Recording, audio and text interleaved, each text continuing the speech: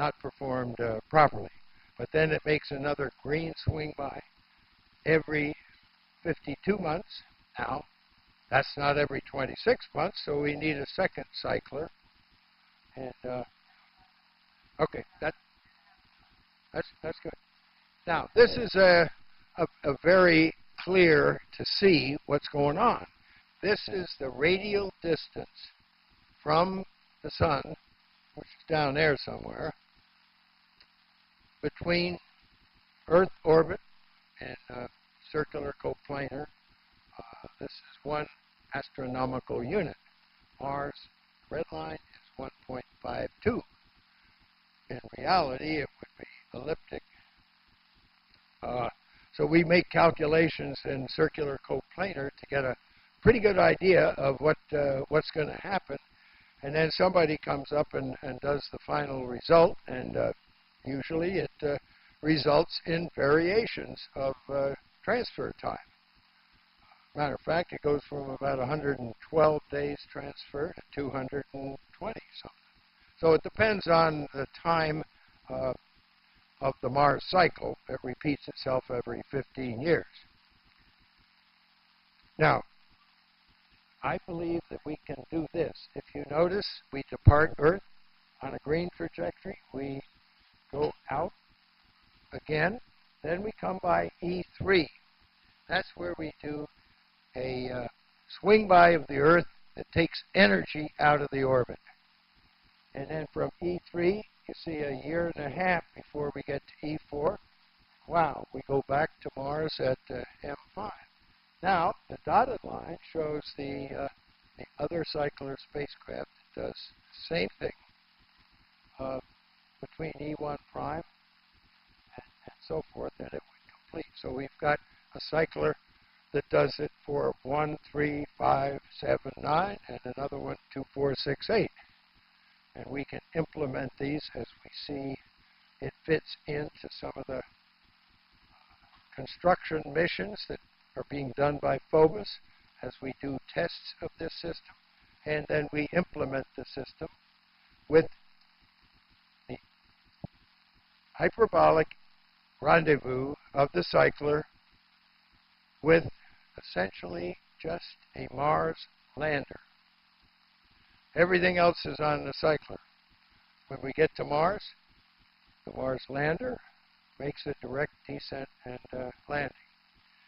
All of the support systems, radiation protection, crew sustainability, communications, everything else is on board the cycler. And I believe that we can do this sometime in the time period 2035 to 2040. Some people will say, well, why does it take so long? Well, why has it taken so long to get from the last lunar landing, December 72, until where we are today? It's going to take a while, and we have to do progressive improvements on unified space vision.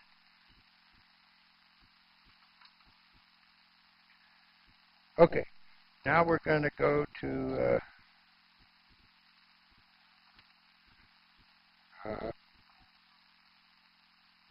we're going to skip what the cycler looks like. Okay. All right, we're going to come back to what the cycler looks like. For a long time, I knew what you do with something to get it to do what you want it to do, but when somebody says, hey, draw me a picture of what the hell the cycler looks like, I wasn't sure until I began to look at what does an interplanetary space vehicle look like to take people somewhere. Now, this one in motion, you may not be able to see that in the back, but again, the red circle is Mars, and the blue circle is Earth. And if you see the little green dot, when we get this sucker going, you see Earth is in about the right position to initiate a transfer, and the dotted lines are going to show that up and back up again, Mars distance, then the swing by of the Earth, and the lowering of energy. And then a year and a half later, we make another transfer. Now, the other cycler would be making a transfer geometrically between this one and the next one. So let's put it in motion. Oop. All right, that's what the cycler looks like, sort of. All right, there we go. Blake, there's a transfer. Now the crew disembarks. And there it goes out, Mars distance. Inside Earth, out Mars distance again. Now down here, it's going to stop. No, it has an Earth encounter, but nobody's on board. Now it goes a year and a half. Now it's ready for another transfer. And you'll see that take place right there. And on and on and on. We make the investment in this kind of once. And we have to evolve to what we're investing in. And you'll see the graduate student, doctoral candidate at Purdue has done a good bit of this. We have the view that we're going to see next of maybe what an Yeah, all right. Here is an interplanetary space vehicle. The cryopropulsion is there and can be discarded.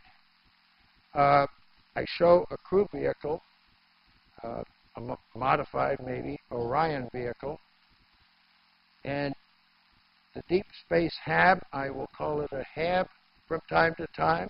I will also call it an exploration module because it's going to do a lot of things. At the end is a node. Now the floor of this 4-floor exploration module, as designed by an engineer, Michelle Rucker at JSC, along with Lockheed people, for the President's 2025 human mission to an asteroid and back. Now, while I've got that up there, you see, to carry out something interplanetary, we have two different sizes of crew vehicles. Now let's just go through the hypothetical derivation. Suppose we know what we need for interplanetary space, life support, and all the rest of the things, and we put it in one large sphere. All right, let's compare that one large sphere with two medium. I think most in this room would agree that two medium for implementation, for redundancy, for avoiding some single point failures, for production, would be a desirable way to go. Doesn't need as big a launch vehicle. All right, so we got two medium. Now let's do something with them that engineers do. Let's do a trade study where one gets smaller and the other one gets bigger. Pretty soon the smaller one disappears, goes to zero, and we're right back where we started from. Now somewhere in that trade space is an ideal combination. It's also good to make use of what you may be working on if it satisfies what you want. Now when I say if, I mean reusable, not by airbag landing and then relaunch. I mean reusable in orbit. We would like to be able to air brake and use at a return planetary atmosphere of both vehicles. Now, the small vehicle is what we used to call a space taxi. At one planet or another, it would go from one orbit to another because it takes the crew and a small amount of fuel to move it from one. The larger vehicle is going to be an exploration module, a HAB module, a space station. So we're going to put it somewhere and have a tendency to leave it there. If we can reuse it and bring it back, yeah, we can do that too. It gives us a little more flexibility. So obviously this exploration module is where we would control things from space to elsewhere. Like from L2 to a robot, science robot on the surface of Mars. From L2 to commercial